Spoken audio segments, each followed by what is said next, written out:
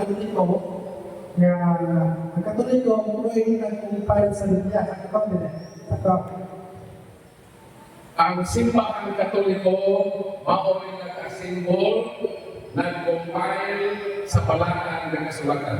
Okay. So gihan ko ninyo nga sa mga Katoliko kamo sila nagkasimbol nag-compile sa Biblia. So diha sa Lucas 4:16 nga ang Katoliko niyo si Panginoon Kristo nga nisulod siya sa sinagoga dayon nibasa siya sa libro ni Isaias. So, wonder, so ako muna na, kung kamo pa ang nagkukay, kung Katoliko pa nagkukay sa Biblia, nga naman, nga si Kristo, nagbasa naman sa libro ni Isaias.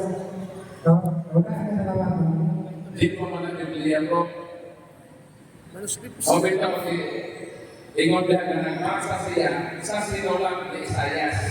Dili pa man sa Biblia. Kaya ang puro manggol na Bible, combination of Old and New Testament on the Bible.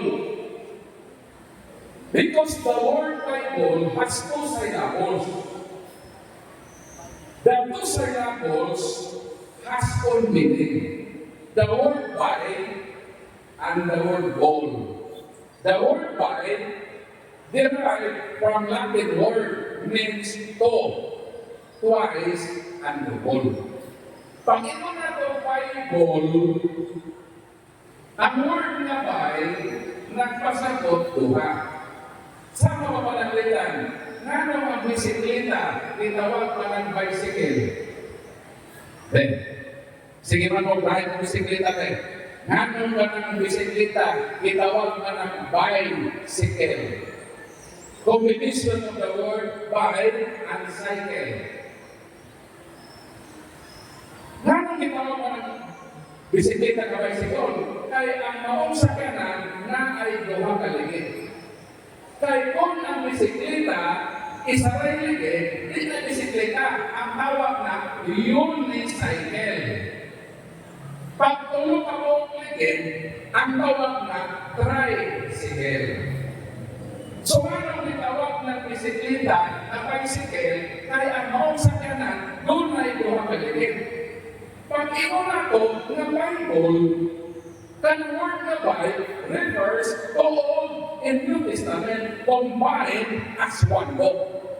Katong nibasa ni Jesucristo sa Lucas, wala sa dito Biblia. Kung sa ito, tipik sa kasulatan. Baga ni itulungan siya sa linugong na basahon ni Propeta Isa. Di pa ito Bible. Baga man na simbol. Kaya ang Bible, technically, Old and New Testament. So, panahon na nagsulat, gikan sa Genesis, nagto sa Maccabeos, dili pa na siya natawag na Bible. Ang tawag na Tanakh sa Griego. What is Tanakh? Tanakh means Torah, Nebel, at Ketubin. Wala yung natawag ka sa mga Hudiyo na Bible, Tanakh ilang tawag. Kita lang namin tawag ng ining na Bible because this book has two testaments, refers to Old and New. Ang Old and New, i-combine, iyan lang Bible. Because the word Bible refers to Old and New Testament. So, what by Bible yan? Tapos naman nahin ang Bible.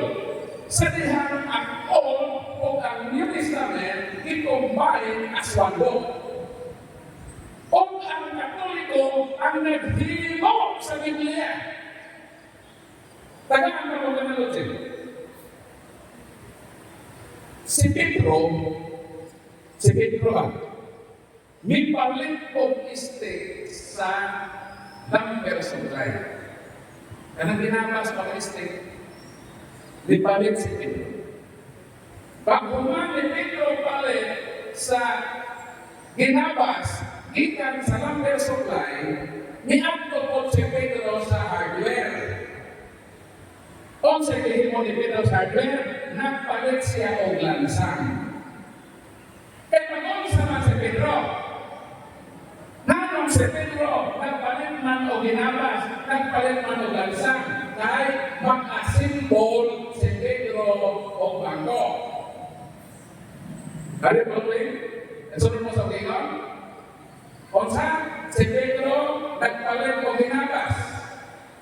Dili si Pedro ang nagabas, ang gabasero. Nagpalit si Pedro gansang, dili si Pedro ang naghimong gansang, ang manufaktura sa gansang. Unsay gihimo ni Pedro? Iya lang i-gather ang kahoy o ang gansang, naghimo sa bangko, nag-asimbol sa bangko. Karon, pagkahuman sa bangko, ang pawagana, ang kinsa man, i-attribute ang bangko. Kinsa man naghimo sa bangko? Ang nagbaba sa lansang? Dili! Ay ang nagbaba sa lansang, wala naghimo bangko. Pwede ba inun ako na naghimo sa bangko, ang nagbuhat sa lansang? Dili! Ay nagbuhat sa lansang, wala naghimo bangko. Kang kinsa i-attribute ang bangko? Kang Pedro. Ngano? Kay si Pedro man ang nag-asimbol sa kahoy, si Pedro man, nigamit o gansa, iyang hihimong bangko, so ang Pedro, iyang review ang paghimo sa bangko. Ano nga po rin sa kipasabot? Kinipid niya, o ninyo, ang nagsulat sa Old Testament, mga propeta. So kanang isulat sa mga propeta na 46 ka libro, materyales. Sama na ang ginambas, materyales. Ang naghimo sa New Testament, 27 ka libro, ang nagsulat mga apostol, disipolo, materyales, hindi na Bible. So ang himo sa mga propeta, ang himo sa mga apostol, naghimo sila o materyales. Pero kinsa man naghimo ang Bible? Wala naghimong Bible ang mga Old Testament writer. Wala naghimong Bible ang mga apostoles.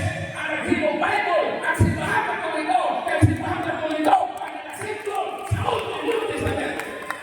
Ang kinsa naghimong ang Bible sa Katoliko, kaya Katoliko ang nakasimplon sa Old and New. So mga Katarunganon, sa Katoliko, kaya Katoliko, ay wala naghimong Bible ang Old Testament prophet, wala naghimong Bible ang apostoles, ay wala sila magkumbayan sa libro. Ang simbahan Katoliko, ang nagsimbol sa mga Katarunganon ng Katoliko, ang munawag sa ulo na siya ang naghimong Bible.